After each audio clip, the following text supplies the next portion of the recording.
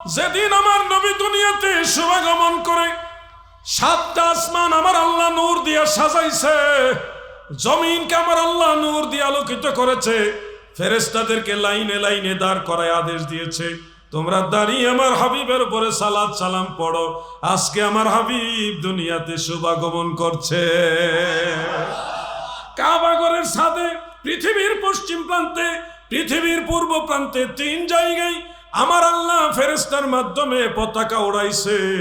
মা আমেনা বলেন, আমি দেখেছি আমার ঘর এত নূরে আলোকিত হয়েছে, সেই নূরের আলো সারা পৃথিবীতে ছড়িয়েছে। ওই নূরের আলো দিয়ে মক্কা নগরী থেকে দামেস্কের বড় বড় দালানগুলি আমার আল্লাহ আমারে দেখাইছে।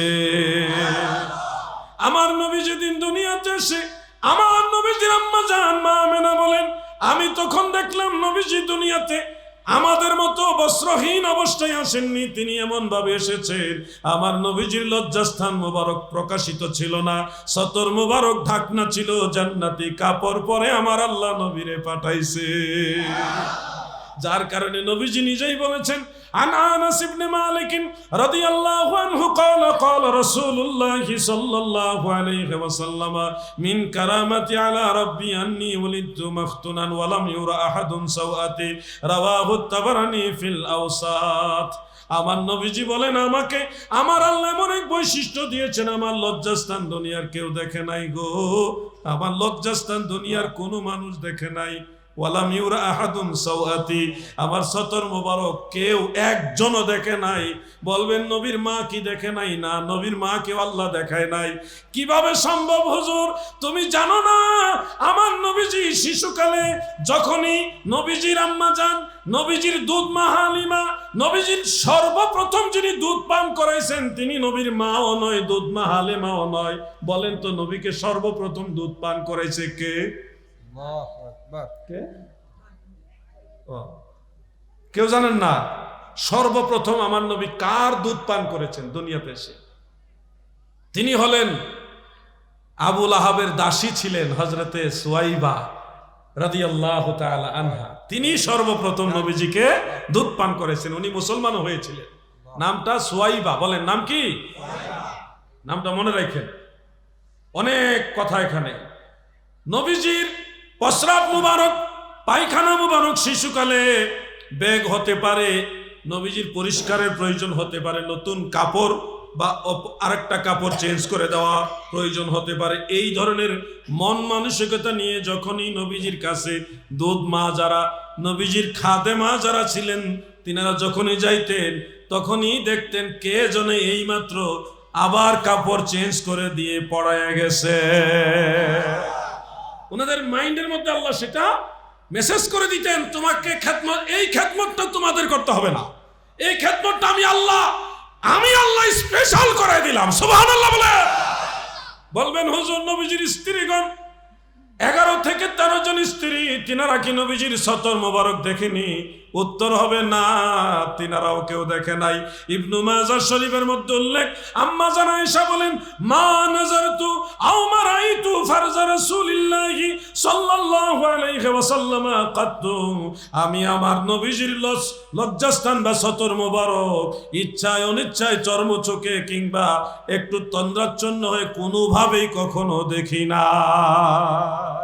আমার নবীজির ইজ্জত সম্মান রক্ষা করেছে কে? সেই নবীর বেলাদাতের পুরো ঘটনাটাই ব্যতিক্রম। এই কারণে যুগে যুগে যুগে যুগে ও গাজীপুরের আলেম ভাইরা, কলিজার টুকরা আলেম ভাইরা, তোমরা জানো এই 1400 বছরে অসংখ্য ইমাম, মুজতাহিদ, মুজাদ্দিদ, বড় বড় আউলিয়ারা ইমাম বুখারী শরীফ লেখার আগেও নবীর মিলাদের কিতাব লিখেছে। 1400 বছরে বহু ইমাম মিলাদুন নবীর কিতাব লিখেছে। তুমি তো জানোই না। আমার কাছে অনেকগুলো কিতাব আছে, 140টা কিতাবের তালিকা তোমাকে আমি দেখাই দিব। তুমি বলবো বুখারী শরীফের আগে কি নবীর মিলাদের কিতাব ছিল? হ্যাঁ, তুমি তো জানো না রে ভাই। 256 হিজরিতে ইমাম বুখারীর ইন্তেকাল। কত? 256 হিজরি। উনি লিখেছেন সহিহুল বুখারী, আল জামিউল মুসনাদুস সহিহুল বুখারী, আল জামিউল মুসনাদুস সহিহুল বুখারী, যেটা এটার সম্পূর্ণ একটা নাম আছে, যেখান থেকে অর্ধেকটা ছুটে গেছে আমার। তো সেই বুখারী শরীফ যিনি লিখেছেন উনি হলো 256 হিজরিতে ইন্তেকাল, আর মিলাদুন নবীর কিতাব যিনি লিখেছেন ওনার ইন্তেকাল হলো 233 হিজরি। 233, তাহলে 56 আগে না 33 আগে? তার মিলাদুন নবীর কিতাব লেখা হয়েছে হাদিসের কিতাব বুখারী শরীফেরও আগে। তুমি তো জানো না ভাই, তুমি জানো বিদআত। আমি আপনাদের ক্লিয়ার করে দিচ্ছি, আল্লাহর নবী নিজেও নবীর নিজের মিলাদের আলোচনার মজলিস করছে। বলবেন দলিল কোথায়? খোলো 1150 বছরের আগের কিতাব। ওই সময় ওয়াহাবি বলতে কোনো দল আসিল না। যে সময়ের কিতাবের রেফারেন্স দিচ্ছি ওই সময় ওয়াহাবির কোন এই নামে কোনো দল ছিলই না। কিতাবের নাম মুজামুল কবির, মুজামুল কবির, যেটা তাবারানী শরীফ নামে প্রসিদ্ধ। প্রথম খণ্ড হাদিস নম্বর 28, সেখানে উল্লেখ আছে এইভাবে, عن عائشة رضي الله تعالى عنها قالت تذاكر رسول الله صلى الله عليه وسلم وأبو بكر رضي الله عنه ميلادهما عندي। হযরত আবু বকর সিদ্দিককে সাথে লইয়া মা আয়েশার ঘরে নবীজি নিজে মিলাদের তাজকিরা, মিলাদের আলোচনা করে। সুবহানাল্লাহ। মিলাদের মজলিস, মিলাদের মাহফিল আল্লাহর নবী নিজেই করে। এবার নবীর বিরুদ্ধে কি ফতোয়া দিবেন? আমার নবী যেদিকে আমরাও যাব, আমরা মিলাদ মানি। হ্যাঁ, ওইটা বলি না যেটা মুনকারাত যেটা রয়েছে শরঈ মানদণ্ডে যেগুলি বৈধ না, যেমন নারী পুরুষ একসাথে ইখতিলাত হওয়া, মিলিত হওয়া। আজকে মাহফিলে তো মা বোনেরা আছে, কিন্তু একসাথে বসছে সবাই, মাঝখানে একটা পর্দা আছে, শরীয়তের বিধান আছে, ওনারা ওয়াজ শুনতেছে।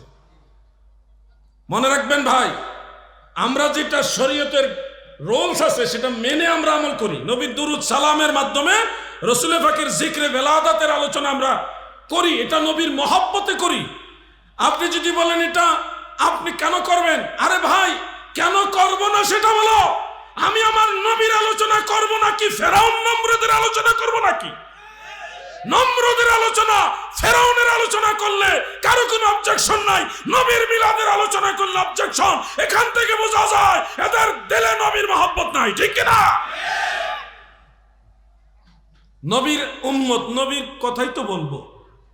অনেকে বলে 40 বছর আগে নবীজি নবী ছিল না, এজন্যই তো তারা মিলাদুন নবী, শিশুকালে নবীজি নবী ছিল না এরকম মনে করে। অনেকে মনে করে 40 বছর বয়সে নাকি নবীজি নবী হয়েছে। নাউজুবিল্লাহ। আমার নবীজি কুনতু নবিয়ান ওয়া আদমু বাইনার রূহি ওয়াল জাসাদ, হযরত আদমের রূহ এক জায়গায়, দেহ আরেক জায়গায়, ওই সময় আমার নবী নবী ছিলেন।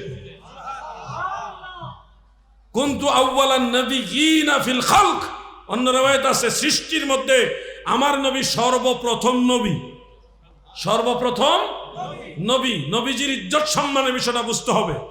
অনেক সময় বলে বুঝলাম মিলাদুন নবীটা ভালো জিনিস, কিন্তু কিয়াম করেন কেন, দাঁড়ায়া কেন সালাম দেন? আলোচনা শেষের দিকে কষ্ট হইতেছে আপনারা, কেন দাঁড়ান গো? মিলাদের সময় নবীর আলোচনা করেন, নবীর দরুদ পড়েন, এটা মানলাম, কিন্তু আপনারা দাঁড়ায়া কেন সালাম দেন, কেন দাঁড়ান? সাহাবীরা কি দাঁড়িয়ে নবীকে সালাম দিয়েছে? উত্তর হবে ভাই আমার, তুমি স্টাডি করো, দেখো আমার নবীর সাহাবারাও নবীকে দাঁড়িয়ে দাঁড়িয়ে সালাম দিয়েছে। পাবনা এক মাহফিলে আমি, মঞ্চে অনেক আলেম ওলামা ছিল, ময়মুরব্বী ছিল, আমি বলছিলাম বলেন তো সাহাবারা কি নবীকে দাঁড়িয়ে সালাম দিয়েছে? স্টেজে প্যান্ডেলে ম্যাক্সিমাম মানুষ আওয়াজ দিয়ে বলল না। মানে ওই দেশে ওয়াজি হয় কিয়ামের বিরুদ্ধে, তো সবাই ধরে নিছে আমিও কিয়ামের বিরুদ্ধে, যার কারণে আলেমরা স্টেজে এবং সাধারণ ময়মুরব্বী যারা শ্রোতা যারা সবাই এক বাক্যে বলছে সাহাবারা নবীকে দাঁড়ায়া সালাম দেয়নি। ওই অঞ্চলের আলেমরা এটাই ওয়াজ করে। আমি তখন বললাম সাহাবারা দাঁড়িয়ে নবীকে সালাম দিয়েছে, পুরাটা ময়দান স্তব্ধ হয়ে গেছে, একজনের মুখে আওয়াজ নাই, কোনো সাউন্ড নাই, মানে এই কথা ওইখানে কেউ বলেই না। আমি তখন বললাম দুইটা কিতাবের হাওলা দিয়েছি, একটা হলো তাফসিরে তাবারি শরীফ, এটা 1100 বছরের আগের কিতাব, আলেম যারা মুফাসসিরে কোরআন যারা তারা এই কিতাব পড়েছেন। তাফসিরে তাবারি শরীফ নামটা মুখস্থ করেন, তাফসিরে তাবারি শরীফ 1100 বছরের আগের কিতাব। আরেকটা হলো তাফসিরে রুহুল বায়ান, তাফসিরে রুহুল বায়ান পবিত্র কোরআনের সূরা আহজাবের 56 নম্বর আয়াত আমরা যেটা অ্যাভেলেবল ভাবে পড়ে থাকি, শেষের অংশটা হলো ইয়া আইয়ুহাল্লাযীনা আমানু সাল্লু আলাইহি ওয়া সাল্লিমু তাসলিমা। ইমানদার বান্দা বান্দিরা গো, তোমরা আমার নবীর উপরে দরুদ পড়ো এবং সালাম দেওয়ার মতো সালাম দাও। দরুদের ব্যাপারটা শুধু আদেশ দিলেন দরুদ পড়ো, কিন্তু সালামের ব্যাপারটা স্পেশাল বললো, যেভাবে সালাম দেওয়া দরকার ওইভাবে দাও। এখানে তাকিদ দিলেন ওয়াসাল্লিমু তাসলিমা, যেভাবে সালাম দেওয়া দরকার ওইভাবে দাও। এই আয়াত যখন নাজিল হলো, সাহাবীদের মধ্যে বিখ্যাত একজন সাহাবী, ওনার নাম হযরত কাব ইবনে উজরা রাদিয়াল্লাহু আনহু, তিনি বলেন ফাকুমতু ইলাইহি, আমি সাথে সাথে নবীজির দরবারে দাঁড়ায় গেলাম। তাফসিরে রুহুল বায়ানে উল্লেখ ফাকুমনা ইলাইহি, আমরা সব সাহাবারা দাঁড়ায় গেলাম। দাঁড়ায়া ওয়াকুলনা আসসালামু আলাইকা আইয়ুহান নাবিয়্যু ওয়া রাহমাতুল্লাহি ওয়া বারাকাতুহু। আল্লাহ বলেছে, হে ঈমানদাররা, আমার নবীকে সালাম দেওয়ার মতো সালাম দাও। সাহাবারা দাঁড়ায়া নবীকে সালাম দিয়েছে। সুবহানাল্লাহ, সুবহানাল্লাহ বলে।